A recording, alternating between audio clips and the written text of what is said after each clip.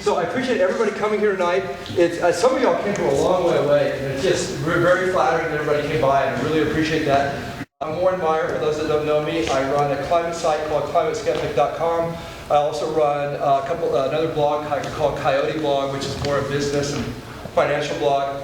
And just to answer the questions early on, I have as an equivalent climate degree to Al Gore's, which means I don't have one. But I did actually get A's in college, and I did actually study a technical degree. My degree is in mechanical and aerospace engineering. Right, and I'm going to do 3 parts. I usually do this in a debate format. This was originally written for a debate where I debated somebody that was more, for lack of a better word, a catastrophist, or somebody that was more alarmist about climate, kind of a strong believer in catastrophic global warming theory.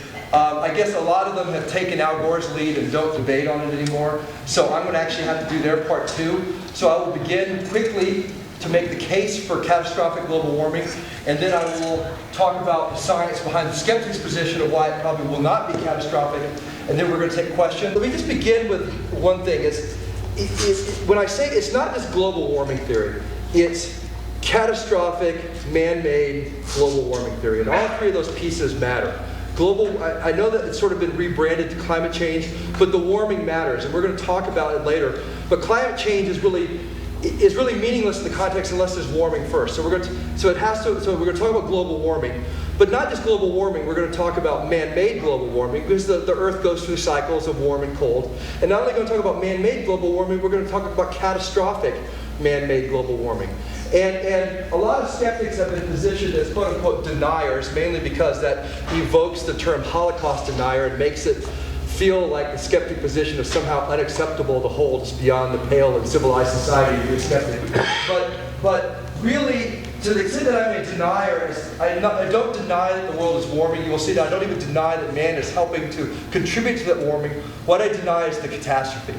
And so a lot of this presentation will be about, yes, there's warming, yes, greenhouse gas contributes to it incrementally probably, but no, don't expect a catastrophe. And therefore, these very expensive solutions are probably not required in the government. But let's start with the first thing I said I was going to do. All right, so we're going to talk about the case for global warming.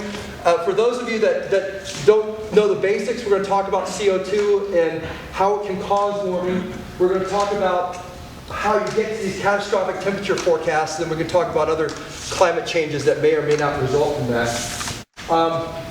That little thing over there is a little picture of a molecule. That's a hydrocarbon molecule. Almost everything we combust for fuel is a hydrocarbon.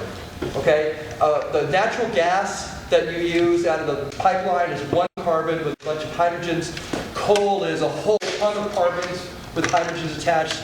And gasoline and liquids are somewhere in the middle of that. But that's what a hydrocarbon is, and all combustion is that hydrocarbon. Think of all those C's and H's, the C for carbon, H for hydrogen, getting broken off, and they combine with oxygen. And hydrogen combines with the oxygen, it makes H2O, which is water. Carbon combines with the oxygen, it makes CO2, which is what we're talking about, carbon dioxide. And of course it produces heat, because that's the whole point of it. We want to get useful work out of the combustion.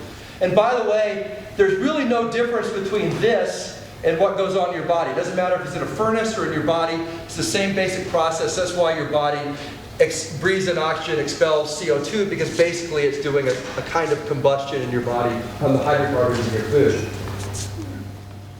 A quick note, CO2 is kind of unprecedented if we call it a pollutant, because most pollutants are things that are impurities.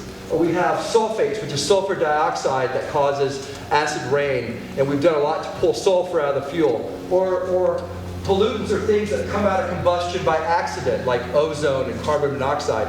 And if you do the combustion a little better, you get rid of those things.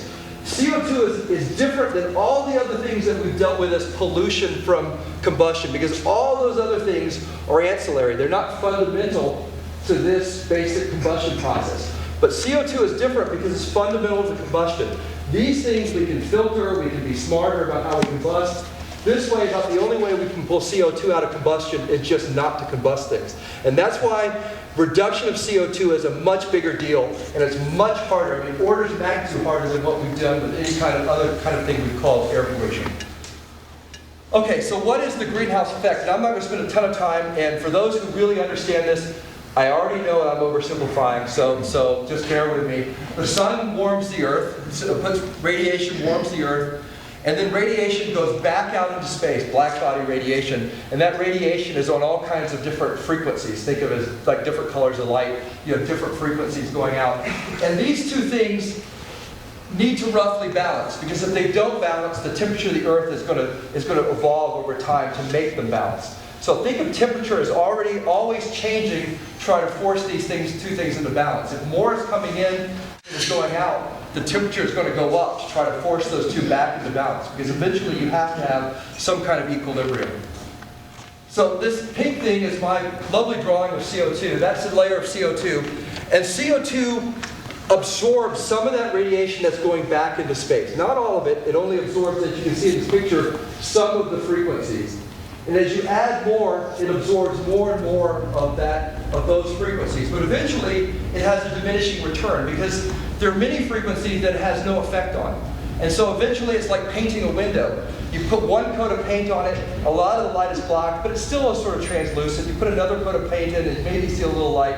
Put another coat of paint on it, and nothing gets through. CO2 is a little like that, and you have a diminishing return relationship over time. That means later on, when we look at curves of CO2 and its effect on temperature, you're going to see that early CO2 has a lot bigger effect than later CO2. The CO2 we've already put in the air has a bigger warming effect than the CO2 we'll put in the future. And you'll see the curve. What this means, and what really happens is then this stuff, the CO2 absorbs the radiation going back into space, and then the CO2 re-radiates that radiation. Some of it goes into space, up, and then that's really nothing happens. This is where it was going anyway. But some of it gets radiated back down to Earth. And so effective warming comes because the radiation is leaving Earth, gets absorbed by the CO2, gets sort of intercepted, and some of it gets sent back down rather than going out into space. And that some of it that gets sent back down has a warming effect. And that's how CO2 or any other greenhouse gas works. That's the mechanics of the greenhouse gas. This is a chart we're going to use a lot. It's simple, but just to make sure we all understand it, I'm going to walk through it. The key question in climate is not whether CO2 causes warming. If you want to talk about settled science, because people overuse that term, but the portion of greenhouse gas theory that's really is settled is CO2 does cause warming. I've seen schools can do it as an experiment. You can actually shine lights through jars of CO2 and look at the amount of heat it absorbs. So CO2 certainly causes warming. The question is, how much? CO2 right now is around 385 parts per million in the atmosphere. We're going to talk about how small that is.